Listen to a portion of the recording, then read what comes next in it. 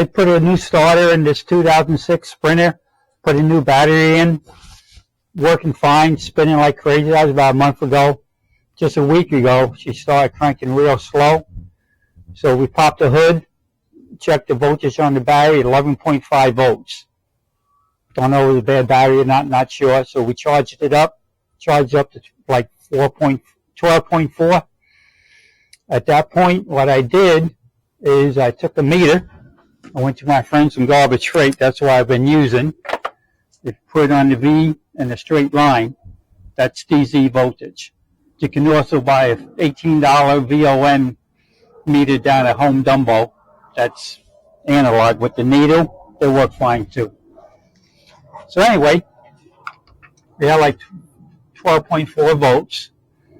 I started the engine up at that point. And while I was trying to find out if the alternator was doing the alternating thing, it wasn't. It immediately dropped to like 12.1, 12.2, which meant that the engine and all the systems were running off of the battery and I'm not getting nothing from my alternator. So at that point, again, we used this meter. And I'm going to just take a minute to pull the camera in a little closer so we can look at the battery, what I'm doing here. Okay, so there's our battery. There's a plastic block on this. You just pull that block off. On most start Sprinters, there'll be a fuse right here, and that feeds on the alternator. But in this case, what happened, this fuse blew late at night, and I didn't have the proper size fuse, so I just popped the fuse here. So again, what you want to do is you want to fire up the truck, and you want to check this before the fuse. And I wasn't reading any charging. So that tells me, and then I check voltage here. If you got voltage on both sides, your fuse is good. So once we find that out, we know that we have alternator problem. This is how you check the voltage on the battery. The red goes to the positive, and it's either usually a red wire or X on your battery. The negative will be black, and there'll be a minus on it. So that's how you determine if your alternator is not working. You will go to here into negative. And if you're not getting about 14.8 volts, 14.4, that's usually what you'll have on your battery when you first starting it up. After a while, after the battery gets fully charged, it should drop to about 14, 13.7. If it's in that range, your alternator is working fine. If when you first start it up with your battery a little weak and she's only running 13.5, 13.6, the alternator is not charging how it should be. It should be in the 14s when you first start the truck. Recharge the power that you just used to start up the truck, car, whatever you're checking. If you're constantly in the 13 range, your alternator is running below typical value. All right, well, we're going to be crawling underneath and pulling it off and checking everything out there.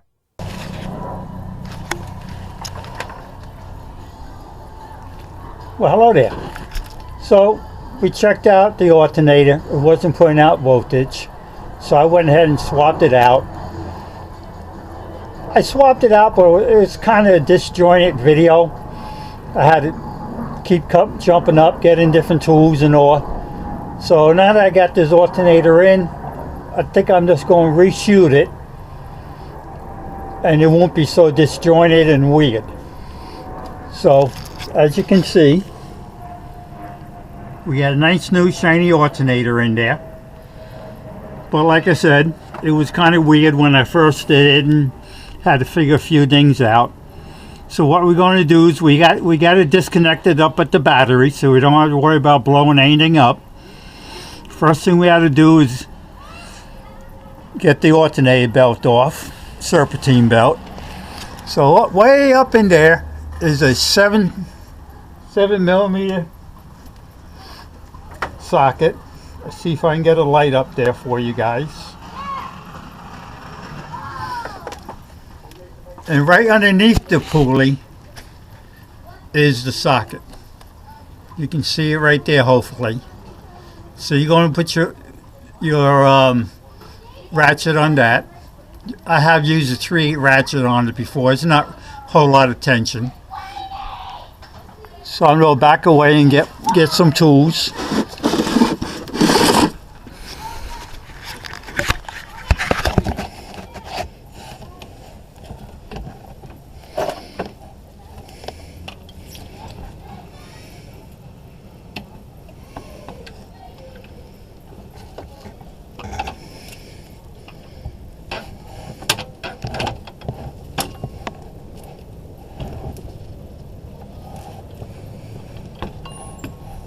So it didn't take much tension.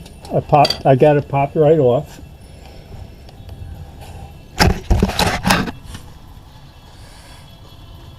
So we good to go there.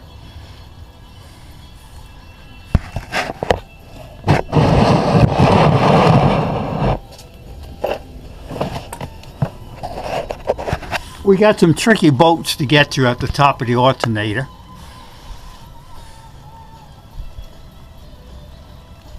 And then it's just these two. 4 bolts hold the alternator on. I'm going to tie wrap this out of our way. And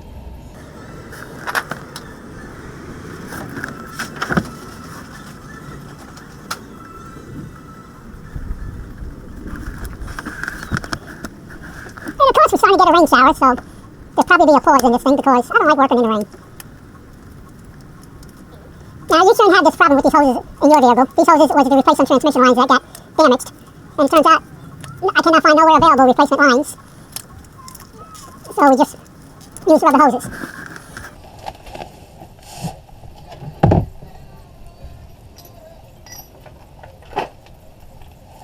On the first attempt at taking this alternator out,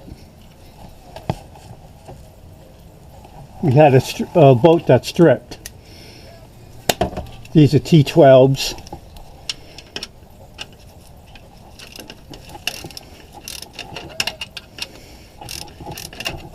So this bolt stripped the first time. So what we did the first time to get the strip bolt out, we did an air chisel, and we was able to break it loose that way, then use vice grips to get it the rest of the way out. So right now we're just loosening up our bolts.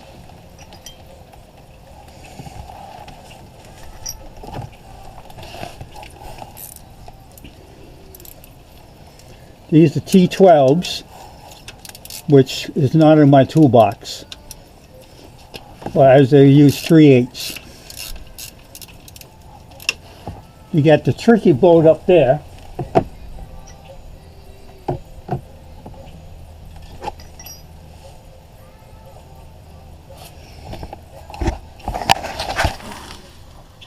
You got a lot of stuff in your way.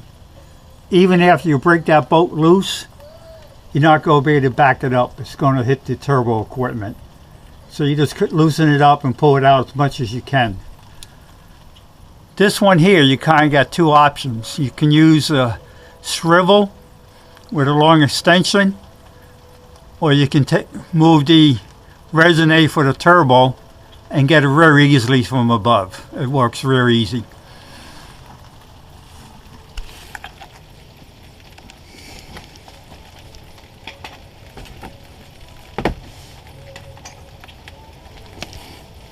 I'm using short wrench. I already broke it earlier.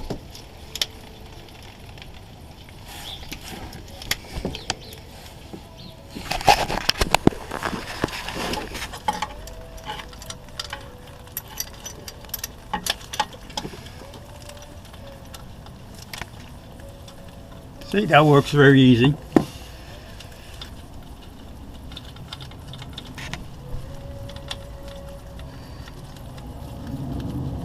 I usually leave the 2 bottom ones in.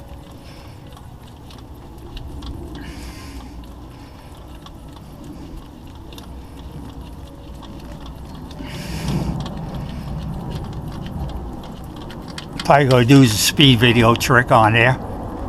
This bracket here connects to the top bolt up there. That top bolt. And then it connects to the resonator.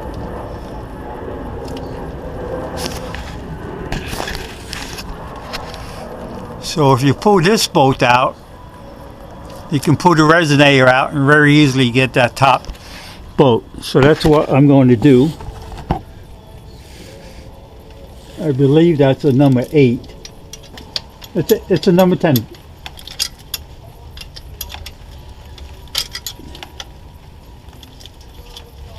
And we're going to call it quits for the time being because it's raining. Well, welcome back. We had a delay for a day with all the rain. So now we're just back underneath. The weather's a little better. I mean, we are dealing with the bone chilling cold of January here in Arizona.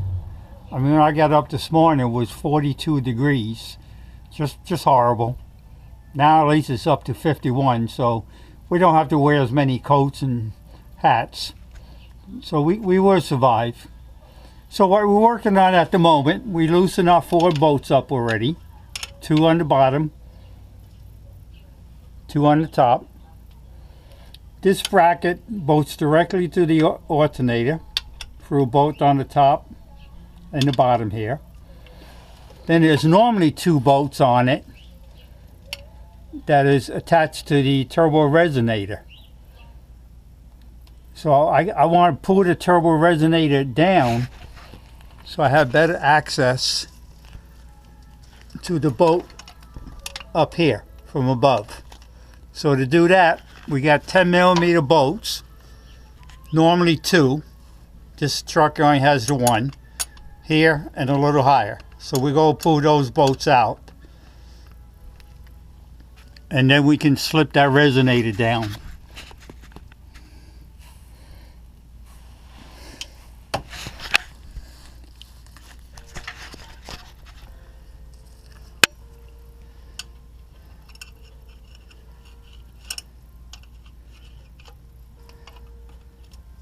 Go move the light a little so hopefully you light it up a little better. There we go.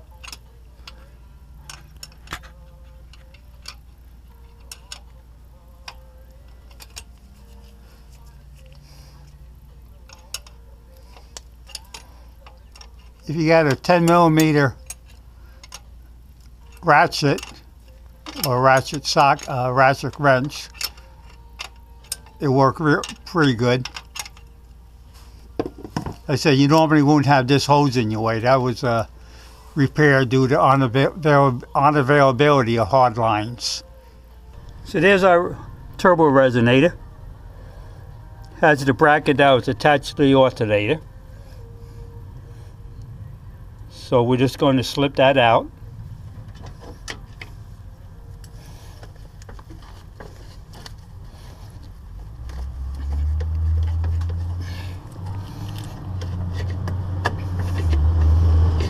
Once you slip it out,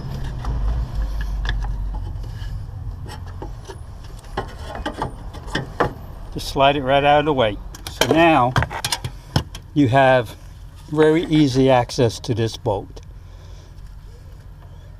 Just take a T12 or a 3/8 12 point and you can get that out.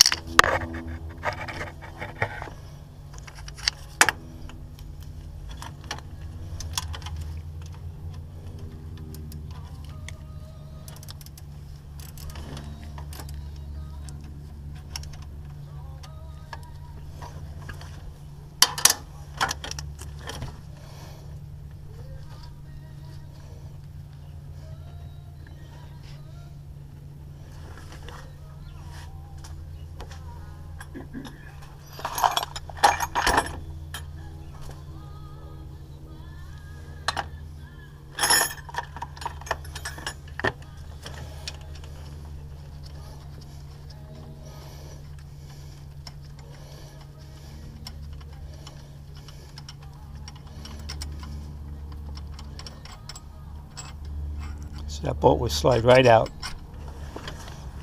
Bolt on the other side, you're going to be hitting that, fighting with it. Just leave it in. Just make sure it's all loosened all the way. Okay, so we're back below. So there's this two top ones, they pulled out. You got this bracket disconnected from the resonator up above, resonator pushed out of the way. So at this point, you just pull one of your bolts out.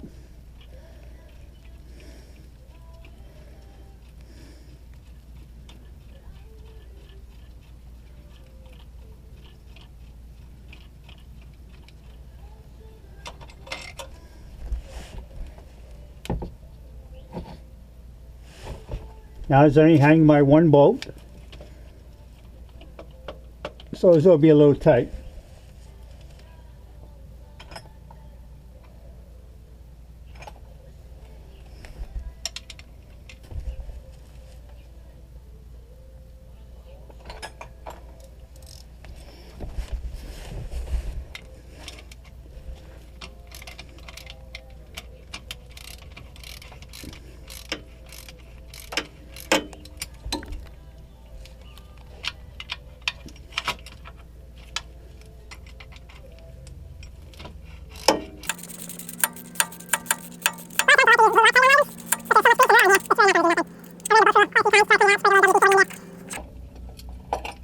So there's that bracket.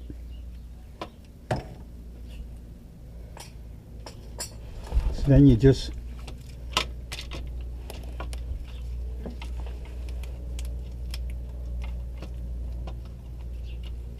get that last bolt. And she comes right down. And that's it.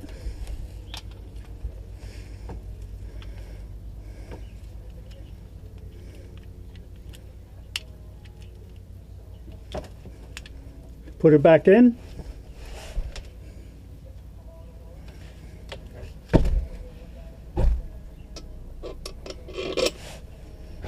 When you're putting it back in, put this back bolt in position. That's where your small wire goes. That's where your big wire goes. And I got a little problem on this one because of the damage, so that's going to be a little bit of a problem. Some people prefer to put this in place to put that on. So you just got to play with what works best for you. So what you would do, what I would do, slide it in place.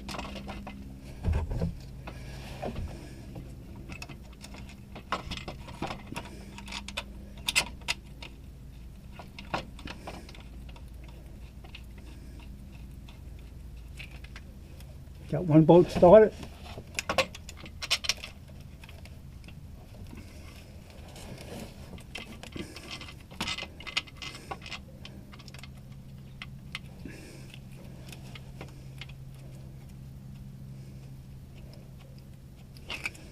Are the bolts started?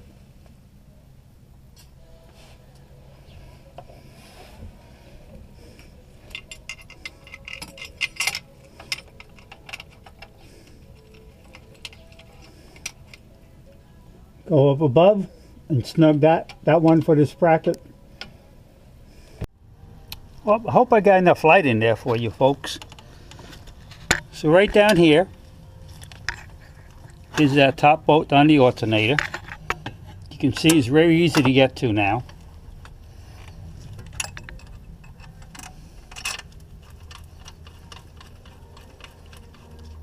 I cleaned all the threads out as much as I could.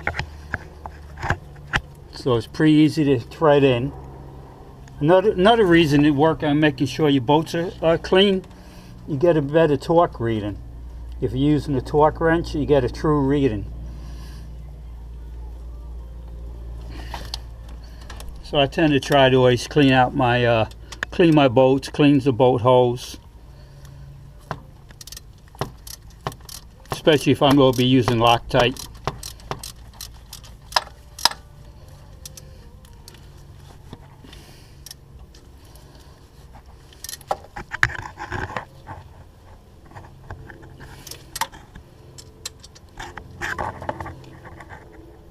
And that's it. So that's all snugged. Now what we're going to do is take the resonator and slide it back up into there. So this bracket here will attach to that bracket from down below with a 10mm wrench or ratchet, socket, whatever you prefer. So I'm going to put my work gloves on and slide that resonator back in place. Alright, so now we're ready to put our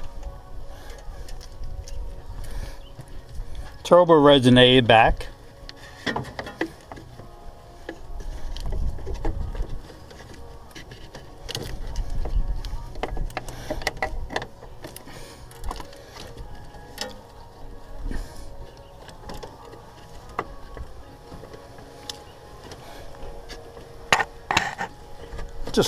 It's easier than it looks.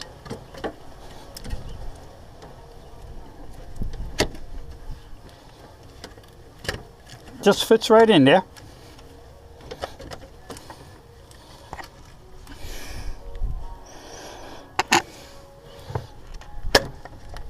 Perfect. So now we go underneath and bolt that bracket back in.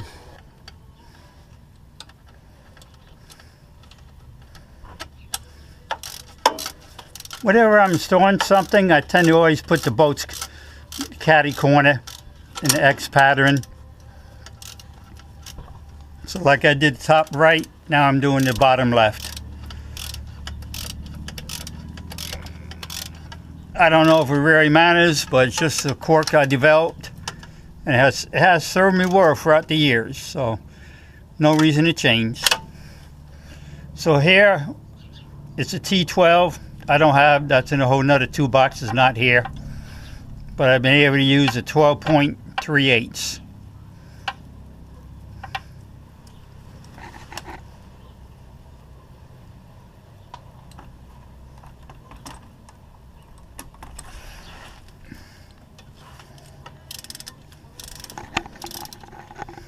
Do I recommend it?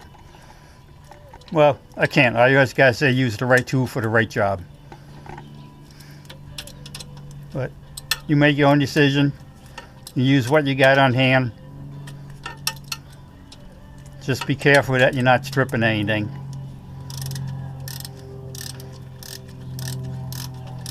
I think that's what happened to the last boat that was in here. Someone didn't use the proper wrench and stripped it a little.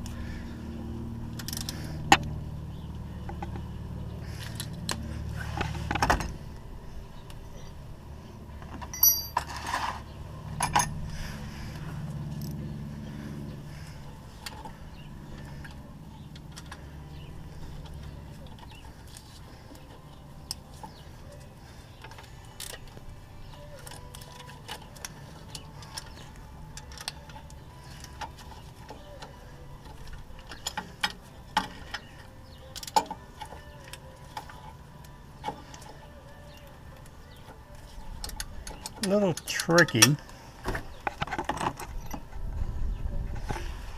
so I'm going to try this wrench, see if that works a little easier.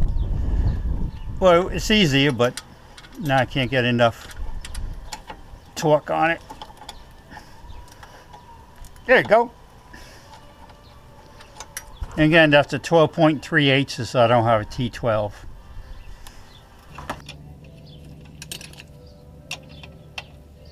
But at that point, all you really got to do is just loosen the clip up there to get this back on.